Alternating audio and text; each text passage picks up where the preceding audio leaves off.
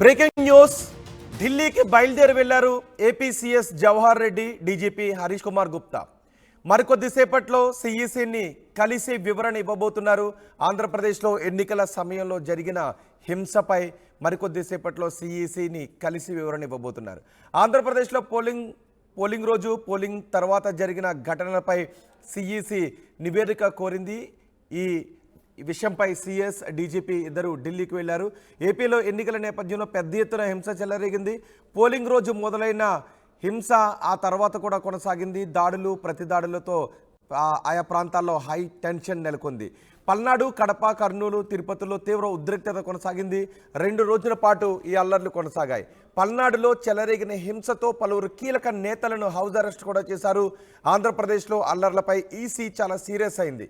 దాడులు జరుగుతుంటే ఏం చేస్తున్నారు అని సీఎస్, డీజీపీలను ప్రశ్నించింది ఈసీ. ఢిల్లీకి వచ్చి వివరణ ఇవ్వాలి అంటూ సమన్లు కూడా జారీ చేసింది. ఈ నేపథ్యంలో ఢిల్లీకి వెళ్లారు సీఎస్ జవహర్ రెడ్డి, డీజీపీ హరీష్ కుమార్ గుప్తా. రాష్ట్రంలో చెలరేగిన హింసపై సీఈసీ ముందు వివరణ ఇవ్వబోతున్నారు. ఎన్నికలకు ముందే డీజీపీని ట్రాన్స్ఫర్ చేసింది ఎలక్షన్ కమిషన్, రాజేంద్రనాథ్ రెడ్డిని ట్రాన్స్ఫర్ చేసింది. అయితే ఇప్పుడు కొత్త డీజీపీ ఎన్నికల రోజు జరిగిన హింసపై వివరణ ఇవ్వబోతున్నారు. దీనిపై మరింత సమాచారం మా ప్రతినిధి రామకృష్ణతో మాట్లాడి తెలుసుకుందాం. రామకృష్ణ, ఏపీ సీఎస్, డీజీపీ ఇప్పుడు ఎటువంటి వివరణ ఇవ్వబోతున్నారు ఎన్నికల కమిషన్ ముందు? ఇక ఆంధ్రప్రదేశ్ లో జరిగినటువంటి అసెంబ్లీ ఎన్నికల్లో చెలరేగిన హింసపై కేంద్ర ఎన్నికల కమిషన్ చాలా సీరియస్ గా ఉంది. మరి ఆంధ్రప్రదేశ్ డీజీపీ అలాగే చీఫ్ సెక్రటరీ ఇద్దరిని కూడా ఢిల్లీకి వచ్చి ఎవరైనా ఇవ్వాలంటూ సమన్లు జారీ చేసింది నిన్న. మరి ఈ నేపథ్యంలో వాళ్ళిద్దరు కూడా ఈ రోజు ఢిల్లీకి వస్తున్నారు. ఈ రోజు సాయంత్రం కేంద్ర ఎన్నికల కమిషన్ కలిసి ఎవరైనా ఇవ్వబోతున్నారు. ఈ మేరకు అయితే ఇక్కడ జరిగిన హింసపై పరిశీలకులు, కేంద్రం పంపిన పరిశీలకులు, ఎన్నికల పరిశీలకులు దీపక్ మిశ్రా, రామ్మోహన్ మిశ్రా ఇచ్చిన రిపోర్ట్స్ బేస్ చేసుకొని కేంద్ర ఎన్నికల కమిషన్ ఈ అంశంపై చాలా సీరియస్ గా యాక్షన్ తీసుకోబోతుంది.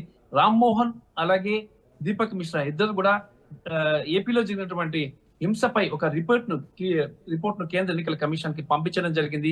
ఇక్కడ ప్రత్యేకంగా పర్యవేక్షించారు. ఇక నరసరావుపేట గాని, తాడిపత్రి గాని, గురజాల గాని, ఇక ఏ ప్రాంతాల్లో 4-5 ప్రాంతాల్లో జరిగినటువంటి హింసాత్మక ఘటనల విషయంలో పూర్తిగా రాష్ట్ర ప్రభుత్వ వైఫల్యం, పోలీస్ వైఫల్యం ఉందని చెప్పేసి కూడా నివేదిక పంపించడం జరిగింది. మరి ఇంటెలిజెన్స్ నిఘా వర్గాల నుంచి హెచ్చరికలు ఉన్న నేపథ్యంలో ఇక వాటిని ముందుగా ఇంటెలిజెన్స్ ఇన్ఫార్మ్ చేసినప్పటికీ కూడా పోలీస్ యంత్రాంగం ఎందుకు చర్యలు తీసుకోలేకపోయింది, హింస ఎందుకు చెలరేగింది అనే అంశం మీద పూర్తిగా అధ్యయనం చేసినటువంటి రామ్మోహన్ అలాగే దీపక్ మిశ్రా ఇద్దరు కూడా తమ నివేదికను చాలా స్ట్రాంగ్ గా కేంద్ర ఎన్నికల కమిషన్ పంపించడం జరిగింది. దీనిపై స్పందించిన కేంద్ర ఎన్నికల కమిషన్ ఇటు డీజీపీని అలాగే సిఎస్ ని కూడా ఢిల్లీకి రావాలని చెప్పేసి ఆదేశాలు, ఇమీడియట్ గా రావాలని చెప్పేసి ఆదేశాలు జారీ చేశారు.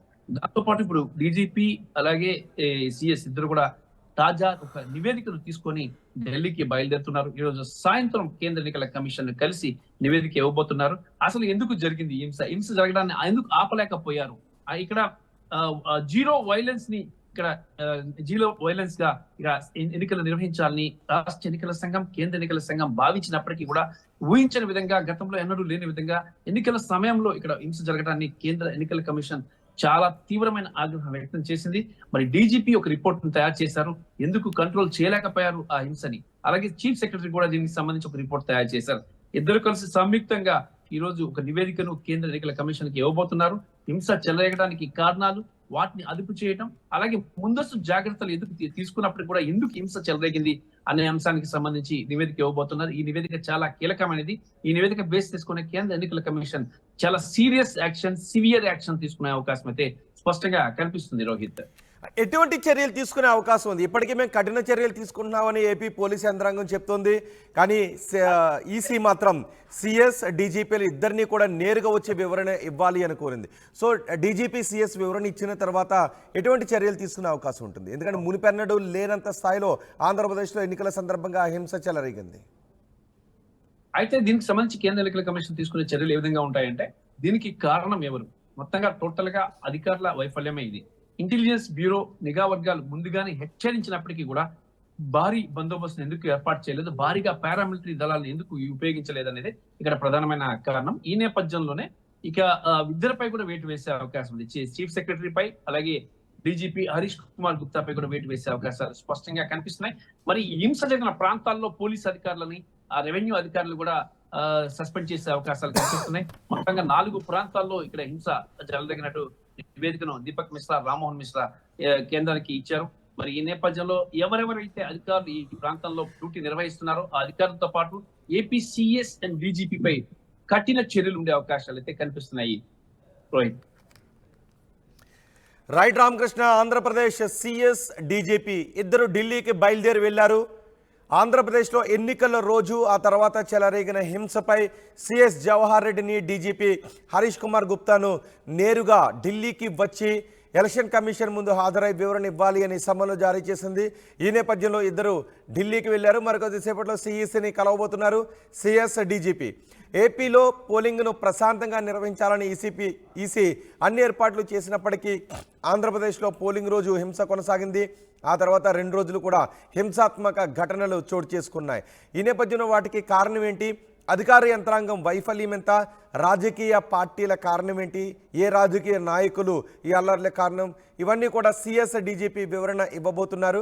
నిజానికి ఎన్నికల ముందే డీజీపీని ట్రాన్స్ఫర్ చేసింది ఈసీ. రాజేంద్రనాథ్ రెడ్డిని ట్రాన్స్ఫర్ చేసి హరీష్ కుమార్కు డీజీపీగా బాధ్యతలు అప్పగించింది. ఇప్పుడు డీజీపీ సిఎస్ ఇద్దరు కూడా ఢిల్లీ వెళ్ళి ఈసీ ముందు వివరణ ఇవ్వబోతున్నారు. పోలింగ్ రోజు పెద్ద ఎత్తున హింస జరిగింది. దాడులు, పలు ప్రాంతాల్లో దాడులు, ప్రతిదాడులతో హైటెన్షన్ వాతావరణం క్రియేట్ అయింది. పల్నాడు, కడప, కర్నూలు, తిరుపతిలో తీవ్ర ఉద్రిక్తత చోటు చేసుకుంది. 2 రోజుల పాటు హింసాత్మక ఘటనలు చోటు చేసుకున్నాయి. పల్నాడులో చెలరేగిన హింసతో పలువురు కీలక నేతలు కూడా అరెస్ట్ అయ్యారు. ఏపీలో అల్లర్లపై ఈసీ సీరియస్ అయింది. దాడులు జరుగుతుంటే మీరేం చేస్తున్నారు అంటూ సిఎస్ డీజీపీలను ఈసీ ప్రశ్నించింది.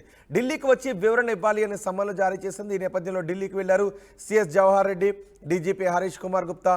రాష్ట్రంలో చెలరేగిన హింసపై ఈ సిఈసి ముందు వివరణ ఇవ్వబోతున్నారు. తాడిపత్రిలో కూడా హింసాత్మక ఘటనలు చోటు చేసుకున్నాయి. ఒక దశలో పోలీసులు రబ్బర్ బుల్లెట్లను కూడా ప్రయోగించాల్సి వచ్చింది. వాహనాలకు నిప్పు పెట్టారు, ఒకరికొకరు రాళ్లు రువ్వుకున్నారు, పెద్ద ఎత్తున దాడులు చేసుకున్నారు, తలలు పగిలాయి కొన్ని చోట్ల. ఇలాంటి హింసాత్మక ఘటనలకు కారకులు ఎవరు? అధికార యంత్రాంగం వైఫల్యం ఏంటి? మీరేం చేస్తున్నారు అంటూ రాష్ట్ర పోలీస్ బాస్ని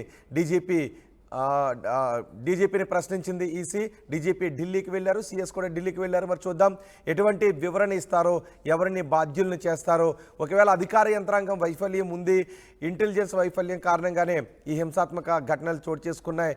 హింసను నిరోధించడంలో, అరికట్టడంలో అధికార యంత్రాంగం వైఫల్యం ఉంది అంటే అధికారులపై చర్యలు తీసుకునే అవకాశం ఉంటుంది. అలాగే హింసాత్మక ఘటనలకు పాల్పడిన పార్టీలు, నాయకులు, వారి కార్యకర్తలపై కూడా కఠిన చర్యలు తీసుకునే అవకాశం ఉంది. సో ఈరోజు వివరణ ఇచ్చిన తర్వాత ఈసీ ఎటువంటి నిర్ణయం తీసుకుంటుందో చూద్దాం.